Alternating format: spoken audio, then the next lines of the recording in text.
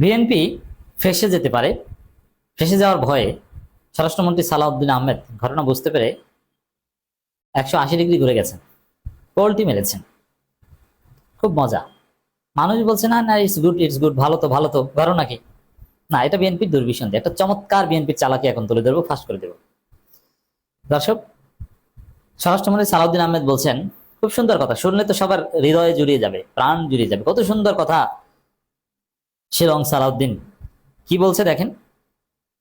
Police হত্যার বিচার প্রসঙ্গে সংসদে মাননীয় স্বরাষ্ট্রমন্ত্রী সালাউদ্দিন আহমেদ বলেছেন, গণঅভ্যুত্থানের সময় রাজপথে অভ্যুত্থানকারীদের বিরুদ্ধে যারা হানাদার বাহিনীর মতো ঝাঁপিয়ে পড়ে হত্যাযজ্ঞ চালিয়েছে, তারা জনতার প্রতিরোধের মুখে কেউ হয়তো প্রাণ হারিয়েছে, কেউ হয়তো আহত হয়েছে, সেটা যুদ্ধের ময়দানে ফয়সালা হয়ে গেছে। এর মানে পুলিশ হত্যা করা এটা সঠিক ছিল, অতএব পুলিশ হত্যার কোনো বিচার হবে না। অতএব যেসব পুলিশ হত্যার শিকার হয়েছে তারা পরাজিত শক্তি, ওটা তার প্রাপ্য ছিল, ফয়সালা ওখানে হয়ে গেছে, এটার আর বিচার কোনোদিন করা হবে না। এর মানে যারা পুলিশ হত্যা করতে পেরেছে তারা বীর, তারা ইন্ডেমনিটি পাবে। যুদ্ধের ময়দানে এটা করা এটাই শ্রেষ্ঠত্ব, যে আপনি এটা পেরেছেন, আপনি প্রতিপক্ষকে আঘাত করতে পেরেছেন। কত সুন্দর সালাউদ্দিন আহমেদের কথা, এনসিপি নেতার মতো কথা, তাই না? এনসিপি জামাতের মনের মতো কথা। কিন্তু হিসাব কি এত সোজা? এত ভালো হয়ে গেল সালাউদ্দিন আহমেদ? এত ভালো কেন সালাউদ্দিন? না, তিনি এত ভালো না। কেন না একটু বুঝেন। দুইজনের বক্তব্য আপনাদের শুনে। নাম্বার ওয়ান, আমাদের মির্জা ফখরুল ইসলাম আলমগীর বলেছিলেন যে পুলিশ হত্যার বিচার হবে, তদন্ত হবে, এবং পুলিশের ডিআইজি লেভেলে আমাদের ভালো যোগাযোগ আছে, আমরা জানি। তো পুলিশের উচ্চপদস্থ ডিআইজি লেভেলের বেশ কয়েকজন কর্মকর্তার কাছে বেশ কয়েক জায়গায় দর্শক চিঠি দেওয়া হয়েছে, নির্দেশনা দেওয়া হয়েছে বিভিন্ন দপ্তরে যে পুলিশ হত্যার বিচার হবে, পুলিশ আপনারা রেডি হন। এবং পুলিশ এখনো আওয়ামী পুলিশ, এবং তারা পুলিশ হত্যার বিচার চায়, তারা আওয়ামী আমলের হাসিনার পোশাকে ফিরে যেতে চায়, এটা আমরা আলোচনা করেছি। এখন এই জায়গায় মির্জা ফখরুল বলেছিলেন যে পুলিশ হত্যার তদন্ত হবে, পুলিশ প্রস্তুতি নিয়েছিল তদন্ত করার, চিঠিও দেওয়া হয়েছিল, দেশ রূপান্তরে চিঠির রেফারেন্স রিপোর্ট হয়েছিল, এবং সর্বশেষ পুলিশের আইজিপিও বলেছেন যে পুলিশ হত্যার বিচার হবে। সেখানে সালাউদ্দিন আহমেদ বলেছেন যে কিসের বিচার? ফয়সালা যুদ্ধের ময়দানে হয়ে গেছে, যাদেরকে মেরেছে ওরা গণহত্যাকারী, ওদেরকে মারছে, ঠিক আছে, ওরা পরাজিত হয়েছে, কোনো বিচার না। তো সালাউদ্দিন আহমেদ কি এত এত ভালো হওয়ার কথা, যেখানে মির্জা ফখরুল আরো অনেকে বলছে বিচার করার কথা?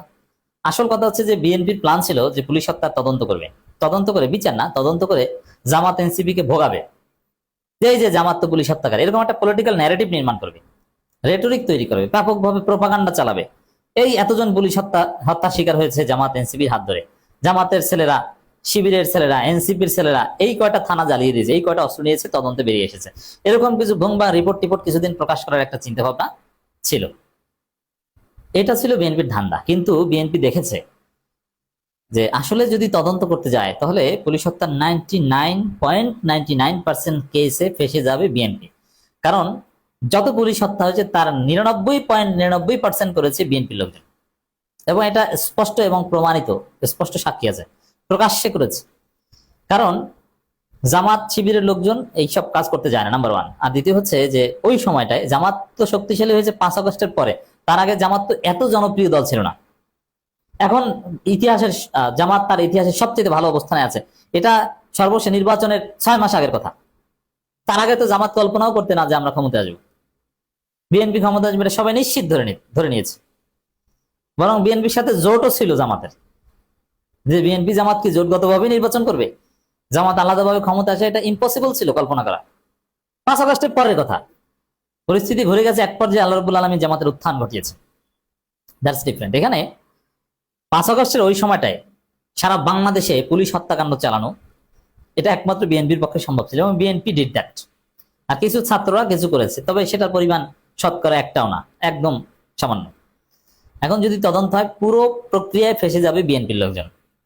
এই ফেসে যাওয়ার ভয়ে সালাউদ্দিন আহমেদরা এখন পল্টে নিয়েছেন, 80 ডিগ্রি পল্টে নিয়েছেন, যে 180 ডিগ্রি পল্টে নিয়েছেন যে না, পুলিশ হত্যার বিচার কিসের বিচার, ফয়সালা তো হয়ে গেছে।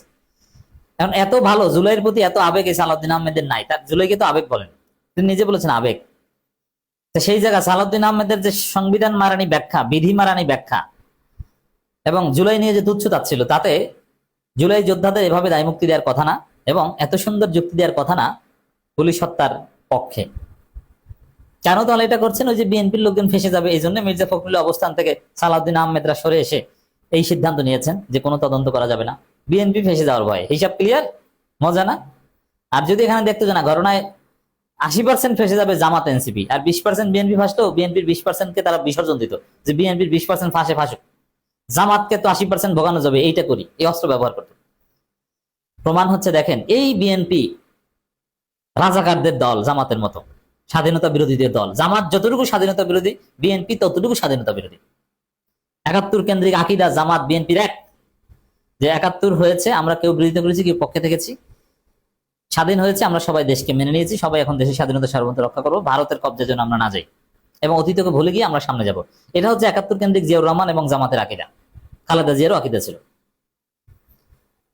সাজাপ্রাপ্ত রাজাকার বিএনপিতেও ছিল, জামাতে ছিল, ওটা ভুলে যেয়ে সামনে এগোতে হবে। এই জন্যই সালাউদ্দিন আহমেদ, যদু মিয়া কিংবা শাহিজুর রহমান, আব্দুর রহমান বিশ্বাস, এদেরকে প্রধানমন্ত্রী, প্রেসিডেন্ট থেকে শুরু করে সবকিছু বানিয়েছিল বিএনপি। সেই বিএনপি এখন সুযোগ পেয়েছে জামাতকে রাজাকার বলে গালি দিতে, ঠিকই দেয়। যেই তারেক রহমান বলেছে যে জামাতকে রাজাকার বলা যাবে না, জামাত রাজাকার না, মির্জা ফখরুল বলেছেন কিসের রাজাকার জামাত, কিসের যুদ্ধাপরাধী? আরে যুদ্ধাপরাধী তো পাকিস্তানিরা, এখানে জামাত আসলো কিভাবে? মির্জা ফখরুল বলেছেন। ছাত্রদল শিবিরে তো এক মায়ের পেটে দুই ভাই, তারেক রহমান বলেছেন। জামাতের রোকন সম্মেলনে গিয়েছেন তারেক রহমান, জামাতের প্রশংসা করেছেন, নিজামী, মুজাহিদ, গোলাম আজমদের সাথে কোলাকুলি করেছেন। মহান নেতা অধ্যাপক গোলাম আজম। এখন সেই গোলাম আজমকে নাম নিলেও তার আওয়ামী লীগের চাইতে বেশি খেপে যায়, অ্যাজিব যে শাহরিয়ার কবির। এটা কেন? জামাতকে এটার মাধ্যমে তুলোধনা করা যায়, সুযোগ আছে জামাতকে সমালোচনা করার, করছে, ছাড় দিচ্ছে না, পোল্টি মেরে এটা করছে। তো যখন জামাতকে প্রয়োজন ছিল তখন এটা করে নাই। এর মানে প্রয়োজন অনুযায়ী ইতিহাস তৈরি হয়, প্রয়োজন অনুযায়ী সত্য মিথ্যা, উচিত অনুচিত তৈরি হয়। রাজনীতি এরকমই একটা নোংরা খেলা। ঠিক তদ্রুপ এই যে পুলিশ হত্যার বিচার বলেন, এগুলো যদি জামাতকে ফাঁসানো যেত বা জামাতকে যদি তুলোধনা করা যেত, তাহলে ভুলেও এটা দায় মুক্তি দিত না। বুঝতে পারছেন? মজা না? এটাই হচ্ছে বিএনপির। আওয়ামী লীগ যদি বাংলাদেশে থাকতো, যে আরে জিয়াউর রহমান রাজাকার না, এইটা প্রমাণ করতেই বিএনপির দিন যায়, যদি এরকম পরিস্থিতি বিএনপি থাকতো, তাহলে ভুলেও জামাতকে রাজাকার বলতে আসতো না। তাহলে জাস্ট বলতো যে কিসের জামাত রাজাকার, আরে জিয়াউর রহমানও রাজাকার না, জাস্ট এইটা প্রমাণে ব্যস্ত থাকতো। এইটা হচ্ছে খেলা। এখন আওয়ামী লীগ নাই, ফাঁকা মাঠ পেয়েছে, নিজেরা জাতির জনক মুক্তিযোদ্ধা সেজে এখন প্রতিপক্ষকে রাজাকার বলছে। রাজনীতি এরকমই নোংরা খেলা।